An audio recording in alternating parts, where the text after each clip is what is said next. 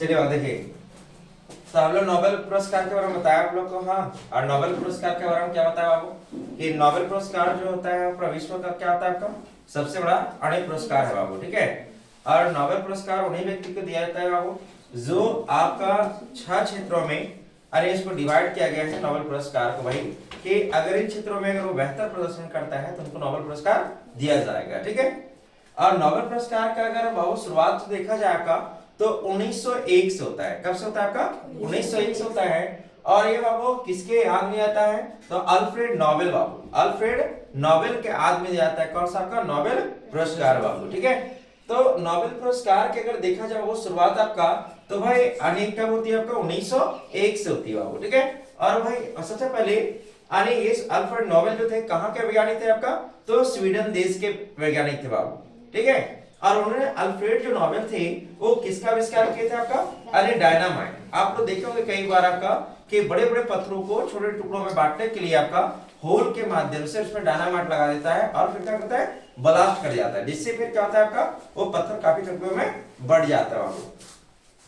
तो डायनामाइट का आविष्कार किए थे कौन? आपका अल्फ्रेड नोबेल। जब उनका देहांत जब हो गया तो उनके याद में क्या रखा गया? एक नोबेल प्राइज अने रखा गया। ठीक है, नोबेल पुरस्कार मतलब नोबेल पुरस्कार वहां पे स्वीडन देश ने कहा कि हम जब इनका जब मृत्यु हो गया बाबू तो इनके उपलक्ष्य में, बस रहे ना, इनके नाम पर ये पुरस्कार का वितरण किए जाने लगा वहां पे आपका।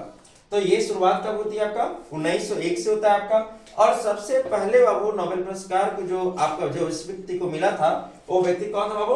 William Conrad. ठीक है, विलियम कॉनराड रॉटगन। ठीक है, इनको वो मिला था आपका वो कब? 1921 में। और कौन सा क्षेत्र मिला था वो इनको? तो ये मिला था आपको किसके? अणु भौतिक के क्षेत्र में। किसके क्षेत्र में आपका? भौतिक के क्षेत्र में आपका, अणु फिजिक्स के क्षेत्र में। ठीक है, अब देखो अगर नोबेल पुरस्कार अगर कोई बाबू विजेता अगर बनता है तो अभी वर्तमान में 8.1 करोड़ रुपया दिया जाएगा। कितना दिया जाएगा आपका? 8.1 करोड़ रुपया दिया जाएगा आपका। और नोबेल पुरस्कार वो 6 क्षेत्रों में दिया जाता है। कितना में आपका? 6 क्षेत्रों में। एक तो बाबू सबसे पहले कौन सा हो गया आपका? तो भाई अणु साहित्य हो गया। हाँ, उसके बाद अर्थशास्त्र हो गया, इकोनॉमिक्स। उसके बाद भौतिकी यानी फिजिक्स, रसायन यानी केमिस्ट्री और जीव विज्ञान बायोलॉजी, और भाई बायोलॉजी मेडिसिन भी क्या लिखा रहता है आपका, और आपका साहित्य मतलब पीस बाबू। मतलब कितना है आपका? 6 क्षेत्रों में आपको नोबेल पुरस्कार क्या होता है आपका? दिया जाता है बाबू, ये याद रखिएगा। ठीक है, और दुनिया का सबसे बड़ा पुरस्कार कौन सा आपका है? नोबेल पुरस्कार। इसकी राशि कितना विजेता को मिलेगा? 8.1 करोड़ रुपया मिलेगी। ठीक है, अब यहाँ पे बात करते हैं हम लोग भारत का बाबू। हम लोग क्योंकि भारत से बाबू बिलोंग करते हैं तो क्या भारत के कोई व्यक्ति क्या जिसका विजेता रहा है क्या?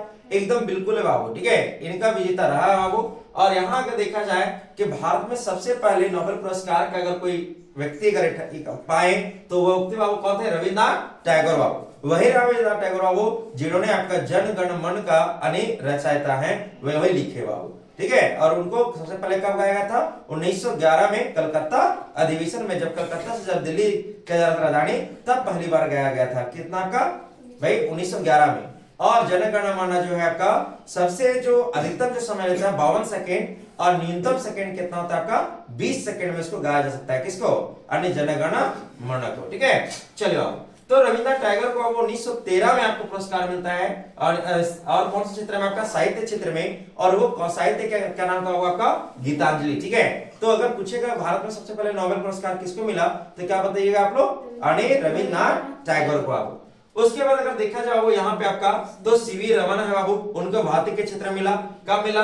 1930 में मिला था। उसके बाद अगर देखा जाए बाबू यहाँ पे कई सारे व्यक्ति यहाँ पे, जैसे आपका भाई यहाँ पे देखो आपका हरगोविंद खुराना है आपका जीव विज्ञान मिला था। कब? 1968 में। उसके बाद कैलाश सत्यार्थी बाबू, उनको मिला कब आपका? 2014 में। कौन सा क्षेत्र में आपका? साहित्य क्षेत्र में मिला आपका। उसके बाद आपका रामकृष्ण आपका जो कि 2009 में मिला। कौन सा क्षेत्र मिला आपका? केमिस्ट्री क्षेत्र में मिला आपका। फिर सुब्रमण्यम चंद्रशेखर है आपका जिनको भौतिकी क्षेत्र में मिला। कब? 1983 में बाबू। उसके बाद आपका अमर्त्य सेन हुआ आपका। हाँ, अमर्त्य सेन हुआ आपका कब? और उनको मिला बाबू 1978 में। 1978 में बाबू। ठीक है, और कौन सा क्षेत्र में आपका? इकोनॉमिक्स के क्षेत्र में, अर्थात अर्थशास्त्र के क्षेत्र में आपका। उसके बाद वो मदर टेरेसा को भी यानी पुरस्कार मिल चुका हो आपका यानी शांति के लिए यानी पीस के लिए, और ये 1979 में बाबू मिला आपका। ठीक है, तो देखिए यहाँ पे जैसे देखो 1 व्यक्ति, 2 हो गया आपका, 3 और आपका 4 5 हाँ 6 7 8 यानी 8 व्यक्ति को अभी तक क्या मिल चुका है आपका नोबेल पुरस्कार मिल चुका है बाबू। ठीक है, अगर देखा जाए वो जो एक कैलाश सत्यार्थी बाबू, इनको 2014 में जो शांति पुरस्कार मिला बाबू, इनको अकेले नहीं मिला। ठीक है, इनको अकेले नहीं मिला बाबू। ठीक है, बल्कि यहां से आइए, ये वाला ग्राफ जो आपको यहाँ पे दिख रहा है आपका, ये वाला और इंडिया और पाकिस्तान को दोनों को मिलाकर के एक मिला था बाबू। ठीक है, और ये किसके कैलाश सत्यार्थी के साथ में। ठीक है, और वो साथ में कौन महिला थी आपका, तो मलाला यूसुफजई बाबू, जिनका उम्र बाबू मात्र 17 साल था। कितना साल था आपका, 17 साल था, और उनको और इनको दोनों मिलाकर बाबू, इन दोनों को यानी शांति क्षेत्र में मिला बाबू पुरस्कार। कौन सा पुरस्कार, नोबेल पुरस्कार बाबू। ठीक है, तो आज तक वो सबसे मतलब इससे भी कम वाले हैं आपका, मात्र 1300 में पुरस्कार मिल चुका है नोबेल पुरस्कार आपका।